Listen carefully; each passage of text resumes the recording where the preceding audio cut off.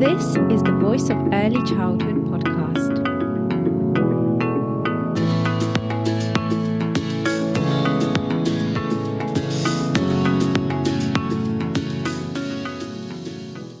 Hello everyone, welcome to the Voice of Early Childhood podcast. My name is Angelica Slinska. I'm your host and today I'm joined by Sarah Mason. Thank you very much, Sarah, for joining on this episode. Oh, thank you for asking me. Looking forward to it. Yeah, it's really exciting because you'll be sharing your journey on the BrainSet Learning Environments project that the Astrea Academy Trust is carrying out across its early years phase with the support of Dr. Sue Allingham. So this is one of the episodes. We've had a few other episodes in this project so far. And this one is really all about, like I said, you, Sarah, really sharing your journey and talking about your environment, talking about how the project has impacted your work, your team's work, and the children ultimately, and the children and families that you work with. So to all those listening and viewing, as I said, we've had some previous episodes already from different leaders and facilitators of the project, as well as the founder of BrainSet herself. So all of the information is on the website and the link is in this episode description to find out more. And it's really exciting because Sarah will be talking about the environment, which I did visit back in October. I visited your classroom and it'd be interesting to hear how things have changed. And that video, actually, that kind of little tour that you did is on the website. So everyone who's listening can actually view that and kind of get an insight of the classroom and then hear from you how things have changed. So it's been about a year now, almost a year or so. So obviously things have changed quite a bit. And as your role as early years lead at the Hill Primary School, you've got a reception class. So it'd be really interesting to hear how the environment has changed. So firstly, from the perspective of the project, like what have you gained from the project, but also in terms of, and this comes hand in hand, the children's needs, because obviously when they come in, into reception, they're still barely 4 years old, some of them. And then obviously their needs change so much. So please do share with us, I guess, a big question, but what's changed since last October?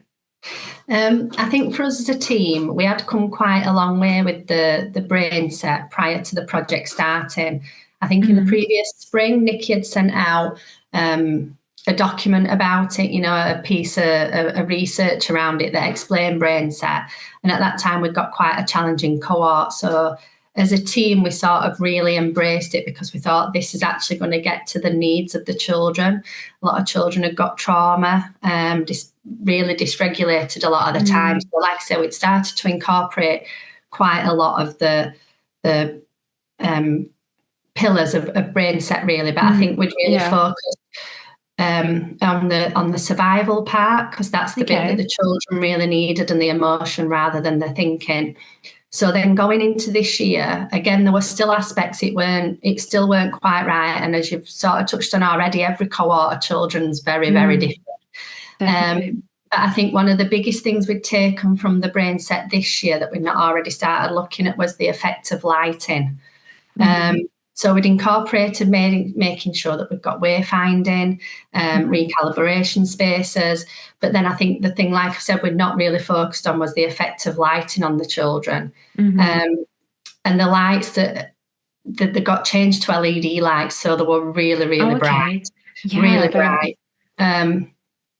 And actually turning those off and putting fairy lights about and little lamps over the classroom really made a huge difference to, firstly, to the children, but then I think we also noticed the impact it made on us, to the point that, say, if one morning I'd gone in and not switched the big lights off as such, the other staff members then, as they came in later, were like, oh, it's too bright in here, we need to make it cosy, we need to make it feel like home. So it really had an impact on how we felt as well, which then I believe also has a big impact on how you interact with the children, and you're not passing any of your stresses on to the children. that's made a really big difference. And then I think the other thing that we've worked on this year in terms of inside has been, when you visited in the October, it's obviously autumn, the days are shorter, so it naturally feels darker inside and cozier.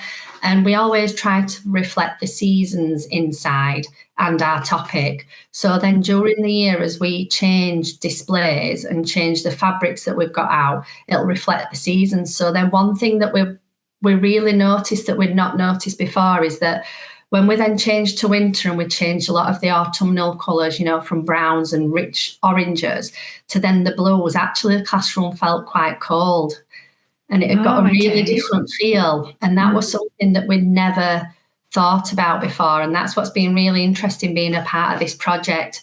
I feel like we're really in tune with the environment now. So it's been a case, so we still tried to keep them colours, but we thought about the textures that we used instead. So we might have blue materials out on the displays, but we went to more like woolly fabrics and like fake fur rather than the satins that are quite cold. And we felt then that made a difference. But like I say, it's things that you've sort of always done as practitioners, but you've never really then thought about, well, how does it make me feel? How does the room feel? And what impact does this have on the children? So that's been really interesting. Yeah, like you say, it's things that we just do day to day, and we may think it's impacting the classroom, the environment in a way of like, how does it look aesthetically? The layout, things like that are quite obvious, I guess, and more common. But it's really kind of being in tune with the brain in terms of like you say, the survival aspect, the emotion aspect, and which is what the BrainSet project is all about, the BrainSet concept of aligning the environment with the needs of the brain. So it's really tuning into, like you said, how does it make us feel? And it's just so important for children, like you say, who have been going through difficult, challenging experiences already in their lives when they're only 4 years old. And if you say, actually, this really affects the adults in the room, like the lighting and the colours, the materials, of course, it will really strongly affect the children as well in terms of, how they react to the environment, how it makes them feel, how secure and safe, I guess, they feel as well. Yeah. And that's been one of the big things that when I originally started at the Hill, I'd spent a lot of time thinking about developing the curriculum and developing the environment in terms of thinking about, we're lucky that we've got staff that work across EYFS, both in nursery and reception, that have worked there for a number of years. So they know the families really well, they know the community really well, which for me is absolutely priceless, because you know about the history of the children and the families that are coming to you. So we really tapped into that to think about, what do we really need to teach the children? What does the curriculum need to look like? But I think probably when I went there at that time then, and it were quite a hard time because it was COVID as well. So I see. Been really stripped back.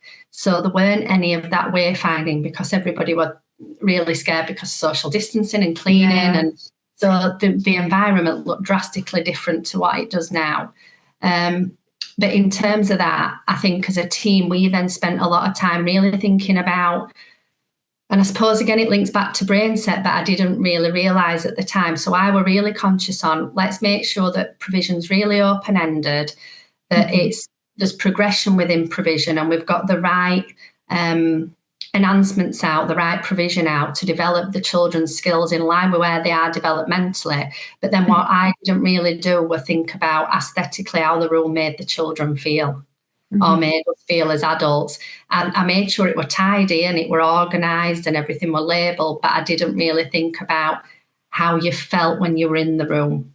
So that's been good, being a part of this project, then being able to reflect on where we've come as a team and our practice, and the fine details that we really think about now that we weren't thinking about 4 years ago, which is really good. And it's been lovely to see everybody's practice really move forward as well, and the way that they view provision. Hiya! Just quickly, I wanted to ask a favour from all of the listeners and viewers.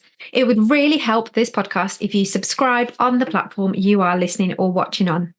This will help the Voice of Early Childhood podcast to continue putting out thought-provoking and reflective episodes with a range of guests. And if you are enjoying listening to this podcast, please do share it with someone else who you think would love it too. And of course, as always, we encourage you to share your voice too. If you have reflections, thoughts, and comments, please do share this episode on social media with your comments and tag the Voice of Early Childhood. Let's keep these thought-provoking discussions going. Thank you. I'll let you get back to the episode now.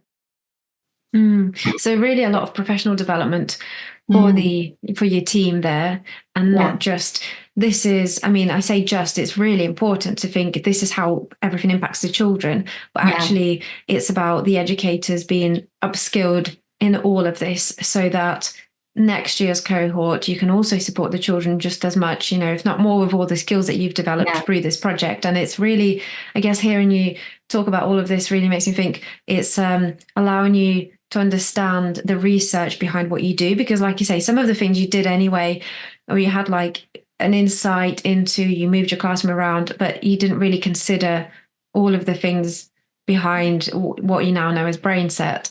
And it's really understanding like the research behind it, the neuroscience behind it, the almost like the why do we do this? Why is this important? It's kind of like, okay, this feels right. This seems better for the children, but not quite being able to put your finger on what is the reason. So it's just equipping you with that skill set and knowledge that's a little bit deeper than what you had previously, probably. Yeah, definitely. And I think that another thing I've reflected on is there were a member of staff who were really, really good, but is quite, and everybody's got an own personal opinion, quite colourful, a bit more is more. And I kept saying, no, we need it like this. It's the children are calmer when the classroom looks like this, but I'm also quite, I am a neutral person. So then it's almost like a bit of, well, I like this, like differing views in terms of what an environment should look like and use some colour. So then when Nikki originally sent it through in the spring, and I sent it through to all the staff, the member of staff were like, oh God, this is why we're doing what we're doing. And it was like backed up by the science. And I said, well, I didn't really know all these aspects before, but obviously it's going to have an impact. And then I think once they'd seen that and realised it wasn't just down to personal preference, that I think that really gave us a big push, and really gave us almost a sense of urgency to implement everything that we'd then read about, because we knew the impact that it could have on the children, but also not just the children, us as well, both as educators and personally, because it were such a tough cohort of children. So it's been really good to have that science there and just sort of say to everybody, this is why we're doing it. This is the science. It's not just we like it this way. This is the science behind it. So it's been really good. I guess it gives you that confidence as an educator to think, I know exactly why I'm implementing this. I know exactly why I'm doing this. I know that this is the right thing, or should be the right thing for these children. Obviously, it impacts the children differently. But I know that this is supposed to be kind of the best way of going about this for these reasons. And probably also, I'm thinking, just helps you to work with the rest of the school as well, in terms of like senior leadership, understanding why you're doing what you're doing as well, and not just like, oh, this is just what early years do because this is how they do it. Actually, there's all these reasons that are kind of steeped in child development, neuroscience, like we said, in what BrainSet is founded on. So these are all the reasons why we're doing all these things. Yeah, definitely. And then in terms of, I think implementing BrainSet further within our setting, and really once staff were fully on board in it and challenging it, it were only when Dr. Sue came and looked around the setting and she said, you've got loads of really amazing BrainSet things inside, but what about outside? Oh, okay. And, just as like an extra challenge. So we're really lucky. Our outside area is really big. And sometimes it's a bit daunting because you think, well, where do we start? Yeah. And I think what it's really helped us to do is mould us thinking outside. So what we've done is we've gone out as a team and think, right, we're really lucky. We've got all this space. How are the children using the space? Why are we seeing these behaviours? So we often see children running, and there's a type, children need to run. I understand children need to run, but sometimes it could almost be dangerous, like banging it, running into each other. And then smaller spaces as well, and then like where there's like, spaces where they do need to slow down and there's not a massive open space. Yeah. And that's the thing that our outdoors is lacking. So that what we've done is gone away as a team and really thought about, well, what do we need? Which areas can we try and zone off? Have we got areas for recalibration? Have we got areas that are a little bit quieter, that if children go outside straight away, it's such a big space. They've gone from this really cozy, almost like an environment that's giving you a hug, to then this space that, it's fantastic. There's loads of opportunity for gross motor and running and being really boisterous. But then where do you go as a child if you still feel a little bit insecure? So, and I think really reflecting on as a team, that I think that's probably what we needed to change us thinking around, not just, we've got a shed here and this is all these things for gross and fine motor and we've got this here to support den building, but actually, well, how are we going to zone it off and how do we want the children to feel when they're outside? So that's what we're in the process of doing now. We've created a new sandpit that blocks off almost like a runway from the top to the bottom of the playground. There were some huge bushes behind a reading shed that we've got, and we've cut down some of those bushes, so that is now a really lovely area for wayfinding. So as a member of staff, you can still see the children behind, but you can they're finding their own ways around the bushes, and you'll often see children huddled together in between the bushes digging for worms or playing, and you wouldn't that before. So it's really changing the way the children play outside, which is being lovely to see. It's not finished, it's a huge area, and we've still got a way to go, but already we can see the difference in the children and the way that they play, but then also how they are when they come back inside, because it often used to take the children a while to come back down, but I don't feel they get to a level now where they're not necessarily dysregulated, but they're quite high, if that makes sense. Really bubbly. Just so much energy and just wanting to kind of bounce off the walls when they're meant to kind of come into a space that's calming. It's not quite transitioned into that yet. Whereas I feel we've not had as much of that this year, which has been really good. And it makes sense what you say about like your outdoors was very much kind of open and it was all about running around basically, and like you say, that's really important and children need that, but that's not the only thing that the outdoors provides, and it can offer and does offer so much more. It's just about ensuring that you do really allow children to experience all the aspects of the outdoors, like the calming, like you say, a recalibration zone outside where they can feel the therapeutic benefit of the outdoors or nature or being out in the breeze or whatever it might be within the elements. And it doesn't have to be running around, but they still want to experience the outdoors, but in a calmer way. So it's so important to be able to provide them with these opportunities through the spaces, through the environment. And you mentioned wayfinding a few times, and I've heard you and Dr. Sue Allen as well mentioned that when I visited. But for the listeners who may have not necessarily heard about this before, what do you mean by wayfinding, and why is that something that you focus on? Why is it a good thing for children? So again, this comes back to one of those things that I didn't know it was called wayfinding before the project.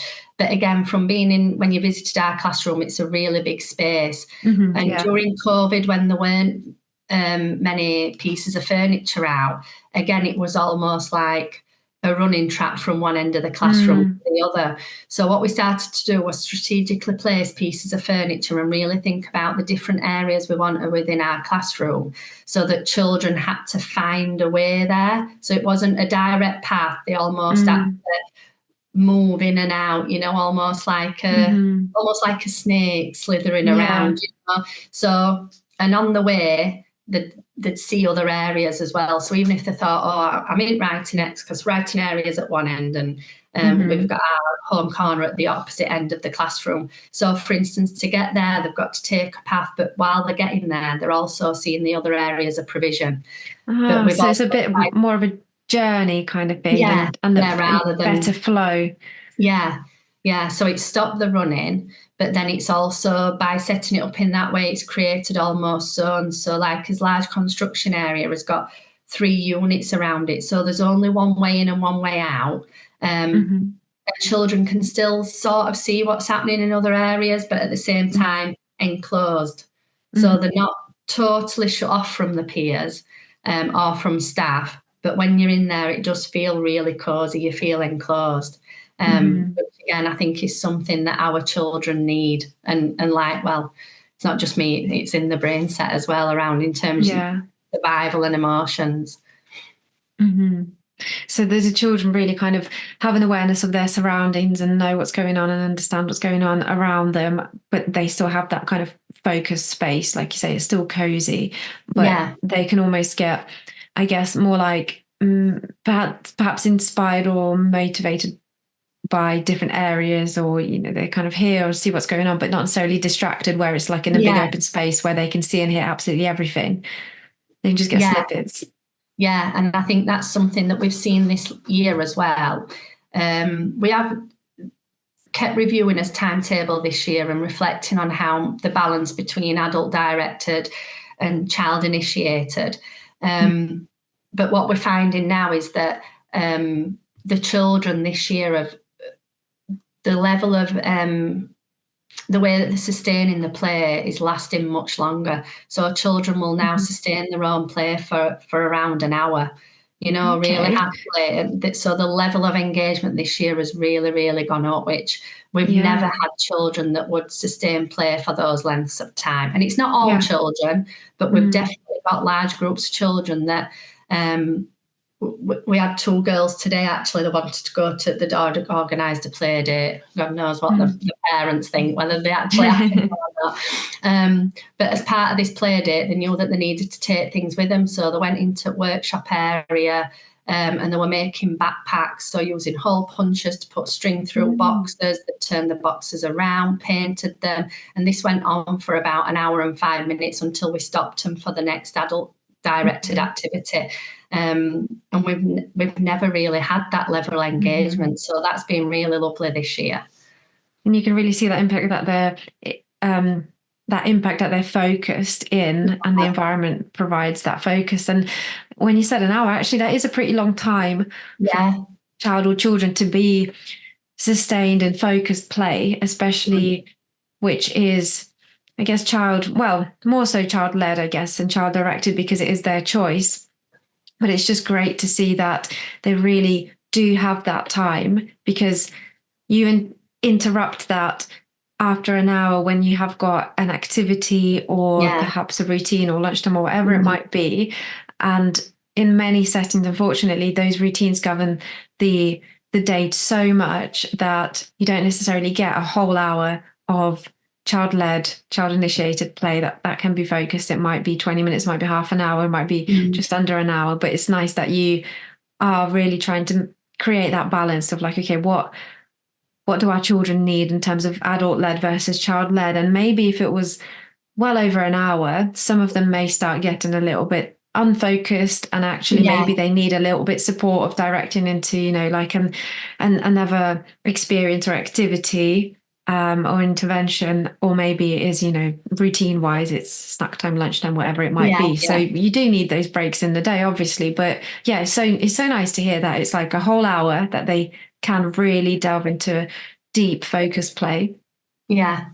So that's been lovely. And I think one of the things why we wanted to do that for children as well is not just at this school, previous schools I've worked at, we've found that there's always, not all children, but many children aren't motivated to learn, especially when it's adult directed.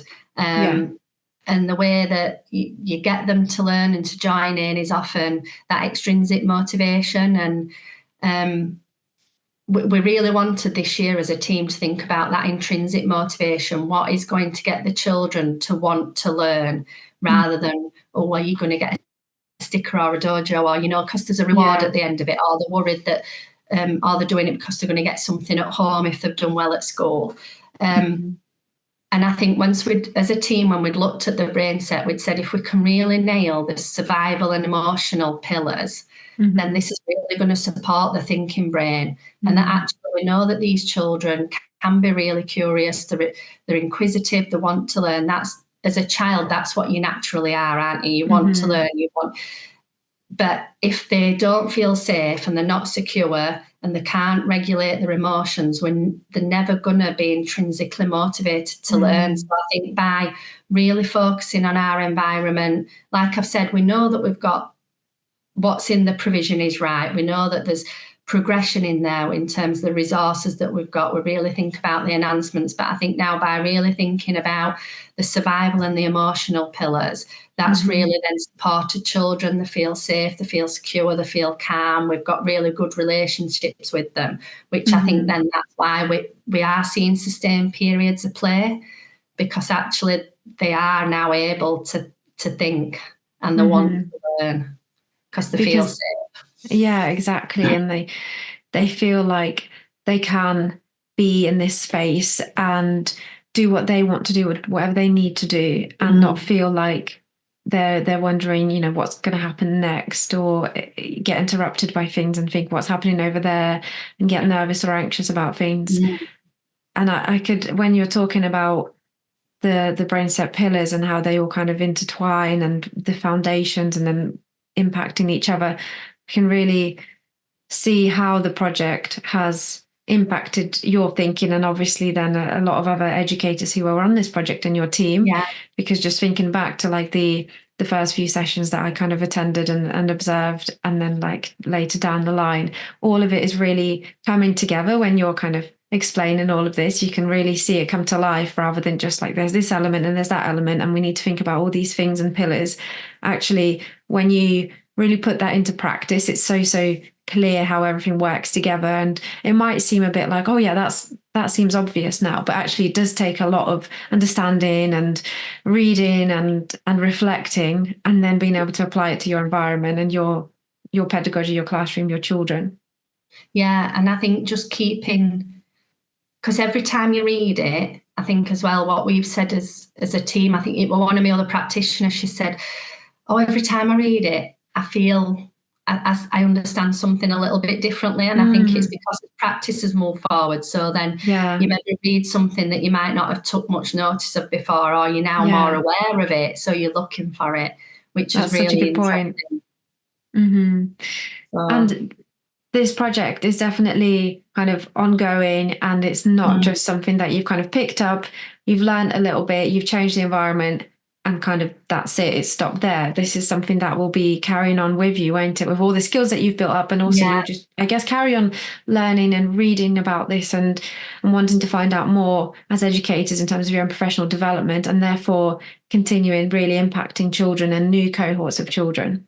Yeah, definitely. And in September, I'm working with an ECT. So that's really exciting. I met her on an inset day last week. And one of the first things I spoke to her about actually was the brain set project. And I gave her the information to read. And I said, if you understand this, it's really going to move your practice and your way of thinking around provision forward. I said, and it'll have a huge impact on the way that you'll set up a classroom. Even though she's going to be in the classroom with me, I thought it really, if she understands anything, this is what I needed to understand, what we're doing it and why we're doing it in terms of the impact it'll have on the children's brains. And she seemed really excited, when I was talking to her about it and why we're doing it and the impact it had on the children.